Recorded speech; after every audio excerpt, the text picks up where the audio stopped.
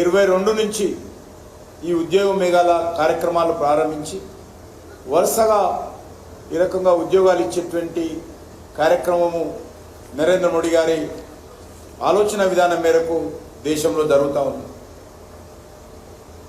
ఎందుకంటే ఈరోజు చాలామంది నిరుద్యోగ యువత ఉద్యోగాల కోసం ఎదురు చూస్తున్నటువంటి విషయము వాస్తవం. అది ఎవరు కాదనడానికి వీల్లేదు. కానీ అందరికీ ప్రభుత్వ ఉద్యోగాల అవకాశాలు రావు. కానీ మోడీ గారి నేతృత్వంలో అనేక శాఖలు, అది పిఎస్సీలు కానీ గవర్నమెంట్ సెక్టార్లో పనిచేసేటువంటి వివిధ ప్రభుత్వ శాఖలు కానీ అన్నిట్లో కూడా ఖాళీలు లేకుండా సాధ్యమైనంత వరకు నిరుద్యోగ యువతకు ప్రభుత్వం ద్వారా దేశానికి సేవ చేసే అవకాశం కల్పించాలి. ప్రభుత్వ ఉద్యోగాల ద్వారా ఆయా కుటుంబాలకు అండగా నిలబడాలనేటువంటి ప్రమాణమైనటువంటి ఉద్దేశంతో ఈ కార్యక్రమం తీసుకోవడం జరిగింది. ఇది ఒక రోజుగాల మేళ మాత్రమే అనుకోకూడదు. ఇది యువతకు సాధికారిత కల్పించేటువంటి మరి అద్భుతమైనటువంటి దిశకు నరేంద్ర మోడీ గారు రూపకల్పన చేశారు. ఈరోజు మీరు ఉద్యోగ నియామకాల పత్రాలు తీసుకుంటున్నారు. సుమారు 25 నుంచి 30 సంవత్సరాల వరకు కూడా మీరు దేశానికి మీరు ఎంచుకున్నటువంటి ఈ ఉద్యోగాల ద్వారా సేవ చేసేటువంటి అవకాశం ఉంటుంది. ఈరోజు మనము గవర్నమెంట్ ఉద్యోగాలు ఒకటే చూడకూడదు. ప్రపంచంలో ఈరోజు దేశంలో అనేక రకాల మార్పులు వచ్చినాయి. ఈ మార్పుల నేపథ్యంలో ఒక గవర్నమెంట్ సెక్టార్లోనే కాకుండా ప్రైవేట్ సెక్టార్లో కూడా చాలా పెద్ద ఎత్తున ఉద్యోగాలు వస్తూ ఉన్నాయి. ఎందుకంటే ఈరోజు మనం చూస్తూ ఉన్నాం మరి ఏ రకంగా ఉద్యోగాలు మనం పెరుగుతూ ఉన్నాయో మనం చూస్తూ ఉన్నాం. గతంలో ఉద్యోగాల కోసము ఇతర దేశాలకు మాత్రమే ఎక్కువ వెళ్ళేటువంటి వాళ్ళు, కానీ ఈరోజు తగ్గింది. ఐటీ అంటే ఇంజనీరింగ్ చదవగానే వీసా కోసం సంవత్సరాల తరబడి ఎదురు చూస్తూ మిడిల్ క్లాస్ ఫ్యామిలీస్ కూడా అప్పులు చేసి ఆస్తులు అమ్మి తమ పిల్లలను ఇతర దేశాలకు పంపించేటువంటి వాళ్ళు. కానీ ఈరోజు మారింది పరిస్థితి. మన దేశంలో కూడా ఐటీ ఉద్యోగాలకు అద్భుతమైనటువంటి అవకాశాలు ఈరోజు వస్తున్న విషయాన్ని సందర్భంగా మనవిస్తున్నాను. మేక్ ఇన్ ఇండియా కాన్సెప్ట్ కింద మ్యానుఫ్యాక్చరింగ్ సెక్టారు చాలా పెద్ద ఎత్తున ఉద్యోగాలు కల్పిస్తూ ఉన్నాయి. అదే కాకుండా స్టార్టప్ కంపెనీస్ ఈరోజు నిరుద్యోగి చదువుకున్న తర్వాత ఉద్యోగం కోసం వెతకడం కాదు, తనే ఉద్యోగం 10 మందికి ఇచ్చే విధంగా ఉద్యోగం ఎంప్లాయ్మెంట్ సీకర్ కాదు, ఎంప్లాయ్మెంట్ క్రియేటర్గా ఈరోజు పరిస్థితి మారుతూ ఉంది దేశంలో. కానీ మనకు ప్రభుత్వ ఉద్యోగాల్లో యువత యొక్క సేవలు అవసరం, ప్రైవేట్ సెక్టార్లో కూడా సేవలు అవసరం. అన్ని సెక్టార్లో ఈరోజు మరి డిగ్నిటీ ఆఫ్ లేబర్ కింద అన్ని సెక్టార్లో మనము పనిచేయాల్సినటువంటి అవసరం ఉంది. నేను ఇది మాత్రమే చేస్తా, ఇంకోటి చేయను అన్నప్పుడు ఆ సెక్టార్ ఎట్లా పని చేసుకుంటాం? ఈరోజు మనకు వ్యవసాయం పెరగాలి, వ్యవసాయ రంగం ద్వారా తిండి గింజల యొక్క ఉత్పత్తి పెరగాలి. ఆ తిండి గింజల ద్వారా దేశ ప్రజలకు మరి ఆకలి తీర్చాల్సినటువంటి బాధ్యత సమాజం మీద ఉంటుంది. కాబట్టి వ్యవసాయం పెరగాలి, వ్యవసాయం పనిచేసేటువంటి రైతులు పెరగాలి, వ్యవసాయ కూలీల సంఖ్య కూడా వాళ్ళ గౌరవప్రదంగా వాళ్ళకు కూడా అవకాశాలు రావాలి. ఎందుకంటే ఏ ఒక్క సెక్టార్ కూడా లేకుండా మనము ప్రజల జీవనము దేశ అభివృద్ధి ముందుకెళ్ళదు. అన్ని సెక్టార్లో కూడా అన్ని రంగాలలో కూడా ఈరోజు గౌరవప్రదమైనటువంటి డిగ్నిటీ ఆఫ్ వర్కర్ కింద అన్ని సెక్టార్లో కూడా ఉద్యోగ అవకాశాలు పెరగాలి. ఈరోజు మనం చూస్తూ ఉన్నాం, ఈరోజు మన దేశంలో అత్యధికమైనటువంటి పాపులేషన్. ఈ పాపులేషన్ తిండి గింజలు ఇవ్వాలంటే ఏ ఒక్క మరి దేశమో దిగుమతి చేసుకునే అవకాశం లేదు.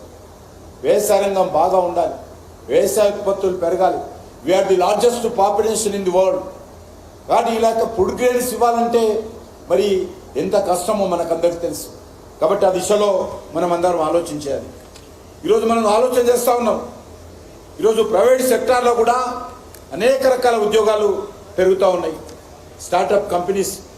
స్టార్టప్ కంపెనీలలో సుమారు 23 లక్షల మంది ఉద్యోగాలు ఈరోజు పెరిగాయి.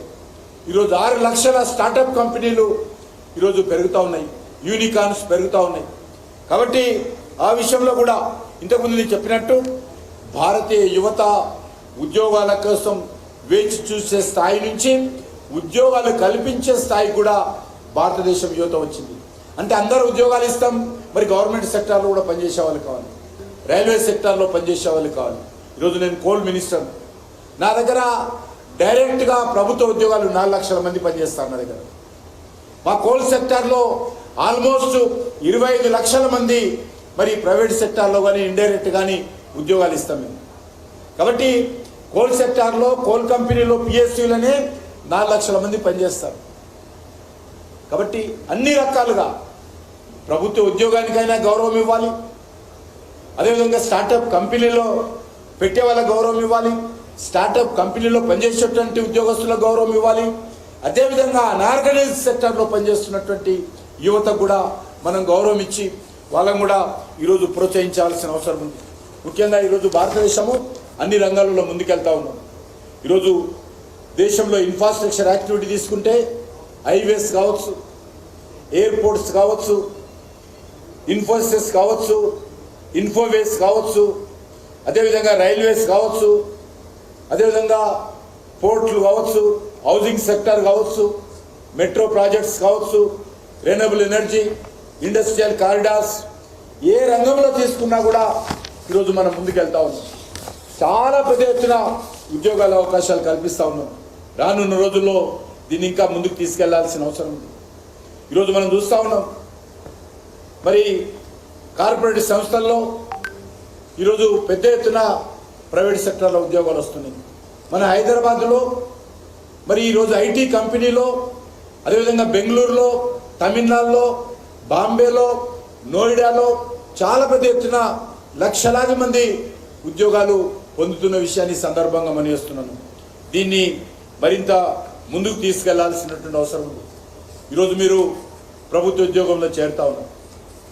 మరి మీరందరూ కూడా మీరు ఎంతో ఆశించి ఆకాంక్షించి ఈరోజు మీకు ఉద్యోగ నియామక పత్రాలు వస్తూ ఉన్నాయి. మీ తల్లిదండ్రులు ఎన్నో చిన్నప్పటి నుంచి కూడా మిమ్మల్ని పెంచి పెద్ద చేసి చదివించి ఈరోజు ఉద్యోగం వచ్చిన తర్వాత వాళ్ళ కళలో ఒకసారి చూడండి, ఎంతో సంతోషం ఉంటుంది. మీకంటే ఎక్కువగా సంతోషపడేది మీ తల్లిదండ్రులు. కాబట్టి మీరందరూ కూడా ఉద్యోగాలు వచ్చిన తర్వాత ఏ రోజు కూడా మీ తల్లిదండ్రులను నిర్లక్ష్యం చేయకండి. మీ తల్లిదండ్రులను మరి వాళ్ళందరూ వృద్ధాప్యంలో ఉన్నప్పుడు కూడా అండగా నిలబడాల్సినటువంటి బాధ్యత మీ అందరిపైన ఉంది. మీరు ఎక్కడ ఉద్యోగం ఉన్నా, ఉద్యోగ రీత్యా ఏ ప్రాంతానికి బదిలైనా కూడా మీ తల్లిదండ్రుల గురించి కూడా ఆలోచన చేయాల్సిందిగా మీకు అందరినీ ఈ సందర్భంగా కోరుతా ఉన్నాను. ఈరోజు మన దేశానికి సంబంధించిన యువత ప్రపంచాన్ని శాసిస్తూ ఉన్నాం, మన సత్తా చాటుతూ ఉన్నాం. అది ఐటీ రంగంలో తీసుకున్నా, లేకపోతే మ్యానుఫ్యాక్చరింగ్ సెక్టార్లో తీసుకున్నా, లేకపోతే స్పేస్ సెక్టార్లో తీసుకున్నా, ఏ రంగంలో తీసుకున్నా ఈరోజు గ్రామ పంచాయతీల రోడ్డు నుంచి మొదలు పెడితే నేషనల్ హైవేస్ వరకు, ప్రధానమంత్రి సడక్ యోజన నుంచి మొదలు పెడితే రైల్వే నెట్వర్క్ వరకు అన్ని రంగాల్లో కూడా ఈరోజు మనము ముందుకెళ్తున్నటువంటి పరిస్థితి ఉన్నది. కాబట్టి దయచేసి ఎక్కువ సమయం లేదు కాబట్టి ప్రధానమంత్రి గారు మనం ఉద్దేశించి ప్రసంగిస్తారు కాబట్టి మీ అందరినీ కోరుతా ఉన్నాను, అంకిత భావంతో దేశం కోసం పనిచేద్దాము, దేశ అభివృద్ధి కోసం పనిచేస్తాము, దేశం యొక్క మరి ప్రజల యొక్క మేలు కోసము ప్రజలకు మరి అన్ని రకాలుగా సేవలు అందించే దృక్పథంతో మనమందరం పనిచేయాల్సిందిగా మీ అందరూ కోరుకుంటూ మీకు మీ తల్లిదండ్రులందరికీ మనస్ఫూర్తిగా శుభాకాంక్షలు తెలియజేస్తూ సెలవు తీసుకుంటున్నాను. Shortly be joining us virtually from New Delhi, and we all can